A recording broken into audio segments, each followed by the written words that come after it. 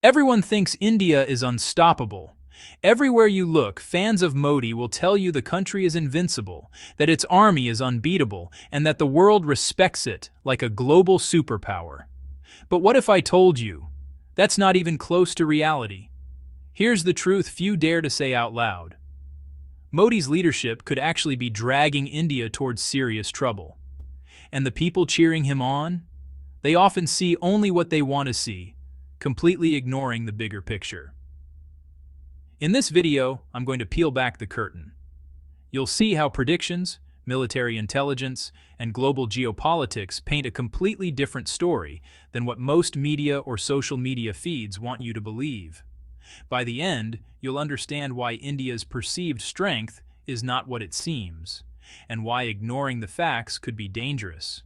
So, buckle up. What you think you know about India, Modi, and the world around it might be about to change. To understand why India might be in trouble, we first need to look at its leader, Modi. Now, Modi has millions of fans who treat him like a genius, but if you examine his background closely, a very different picture emerges.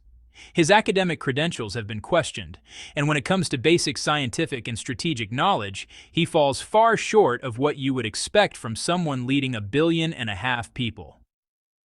Think of it this way. A leader with shallow understanding of science and technology is like a pilot flying a jumbo jet without ever learning how the instruments work. Mistakes become inevitable, and the consequences are huge. By some measures, Modi's grasp of complex topics is comparable to a middle school student in China, someone who can memorize facts but doesn't fully understand how systems interact. This isn't just a fun criticism, it has real-world implications. A leader who misjudges technology, military strength, or global strategy can drag a country into unnecessary conflicts, make poor economic decisions, and misread alliances. Every bold statement Modi makes, every military threat, every claim of superiority, without the knowledge to back it up, becomes a risk not just for him, but for the entire nation. And that's exactly why millions of his fans, blinded by loyalty, can't see the cracks forming. They cheer without realizing that behind the bravado lies a serious gap, a leadership gap, that can set the stage for strategic errors the world may soon witness. Now let's talk about something that sets my analysis apart: predictions. I don't just criticize, I observe patterns, analyze facts, and forecast what will happen before the world reacts. And in the case of India and Pakistan, my track record has been almost flawless. Take the Kashmir armed attack, for example. Before it even made headlines, I noted several key points. First, India's response was unlikely to catch a single militant. Why?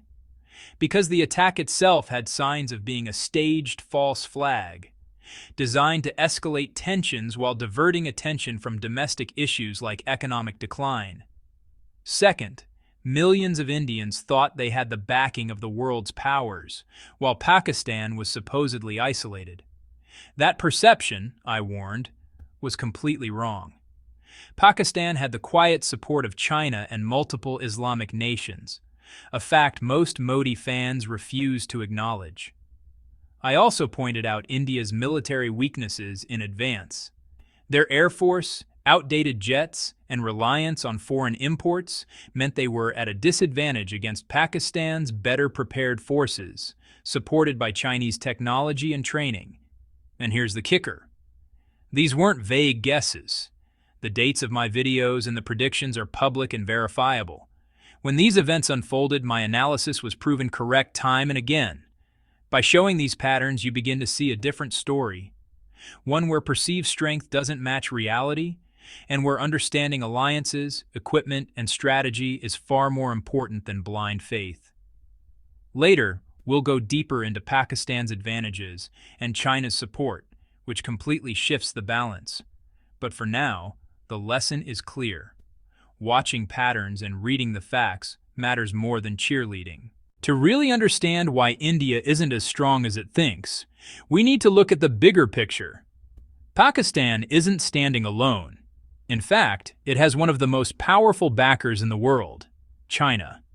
China's interest in Pakistan isn't casual or temporary. Think of Pakistan as China's strategic bridge to the Middle East. Ports, railways, and the China-Pakistan Economic Corridor aren't just infrastructure projects. They're lifelines connecting China to global trade routes. Protecting Pakistan isn't optional for China. It's a core strategic priority. Military support is just as intense. China has supplied Pakistan with PL-15 air-to-air missiles, some of the most advanced in the world, capable of preemptive strikes hundreds of kilometers away. They've shared satellite intelligence, early warning systems, and even technical support for Pakistan's JF-17 fighter jets.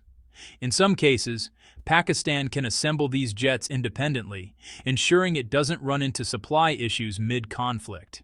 And yes, drones and electronic warfare systems are part of the package too. Here's the key takeaway. Every time India thinks about making a bold move, it has to consider not just Pakistan, but China's backing. The reality is stark.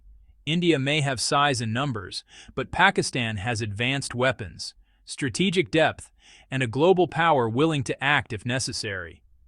This is why the perception of India as a dominant, unstoppable force is misleading.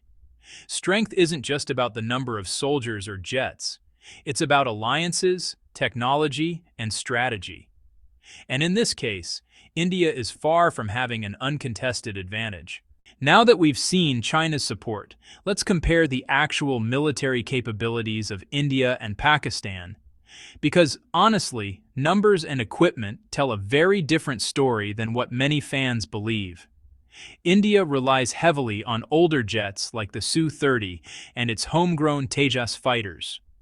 Most of its equipment, from engines to radar systems, depends on imports.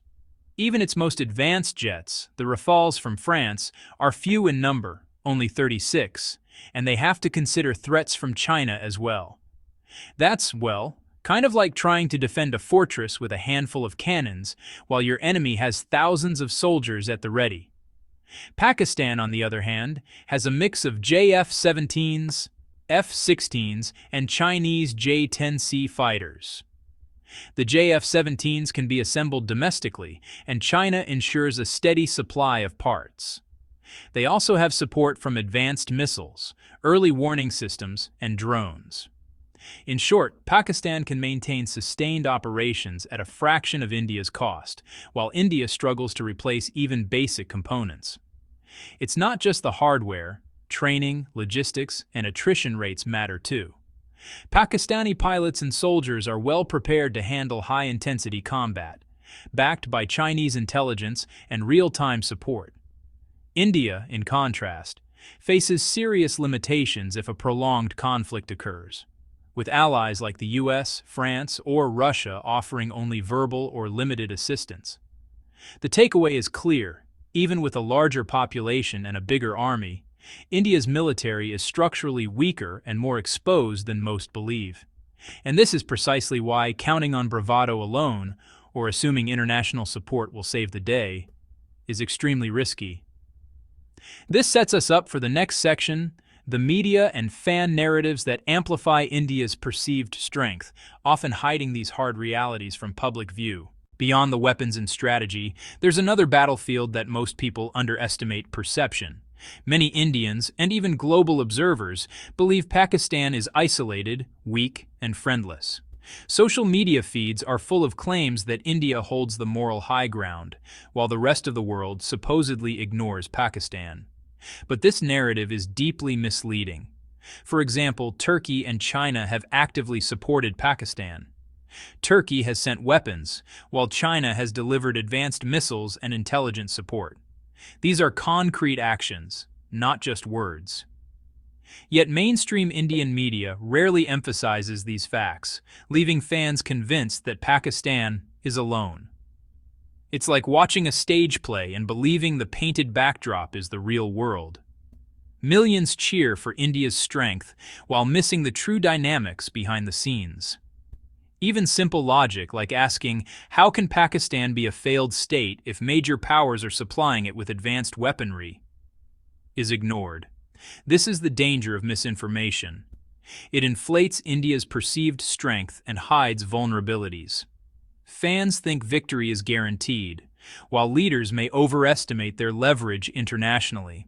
If decisions are made based on this illusion rather than reality, the consequences could be severe. Understanding this battle of perception is critical because it explains why India misjudges Pakistan, why fans blindly cheer, and why international moves often catch India off guard. And next, we'll step back and look at the broader lessons these realities teach us, beyond just one conflict. When we step back from the immediate conflict, the bigger picture becomes clear. India's challenges are not just about one border skirmish. They're about long-term mismanagement, overconfidence, and poor strategic planning. Repeated patterns show that India often stages threats, exaggerates strength, and miscalculates both alliances and consequences. The economy stagnates, neighbors stay wary, and military readiness is exposed when real pressure arises. Keyboard warriors may laugh at these points online, but the real world doesn't work that way. Mistakes in geopolitics can cost billions or even lives. The lesson here is simple. Understanding alliances, technology, and strategy matters far more than national pride or bravado. Countries like Pakistan, backed by China and supported by other Islamic nations, can survive pressures that India assumes would guarantee a quick victory. Misreading that reality risks humiliation on the global stage. If war ever breaks out, it will reveal who the real power is and who is just a paper tiger. Fans, media, and politicians who assume victory is automatic will be forced to confront the harsh truth. For viewers, the takeaway is that analyzing facts and patterns, not headlines or cheers, reveals the real stakes in international conflict. Next, we'll bring it all together and look at what this means for India, its leaders, and the world, and why you should pay attention. So, let's sum up what we've uncovered. Modi's leadership gap, India's overestimated military strength, and the illusions created by media and fan narratives all point to a reality very different from the one most people believe. Pakistan is not isolated. It has strong backing from China and support from other countries. India's equipment, alliances, and readiness are far weaker than public perception suggests. This isn't just theory. It's based on patterns, predictions, and observable facts. Check the dates of my previous videos, verify my predictions, and you'll see that these insights are grounded in reality, not speculation. The world doesn't operate on hope or slogans. It follows power, preparation, and strategy. For India, ignoring these lessons could mean economic stagnation, diplomatic isolation, and military vulnerability. For viewers, it's a reminder to look beyond headlines and social media hype. Facts, alliances, and strategy are what really matter. So here's the call to action. Question what you're told, dig into verified information, and think critically about power and strategy. Comment your thoughts, share insights, and explore these patterns for yourself. The more you understand the real world, the less likely you'll be misled by appearances. And one final thought. India cannot rely on bravado, fan loyalty, or illusions. Reality is harsh, and the consequences of ignoring it are very real. Watch, learn, and remember. The world rewards preparation, not pride.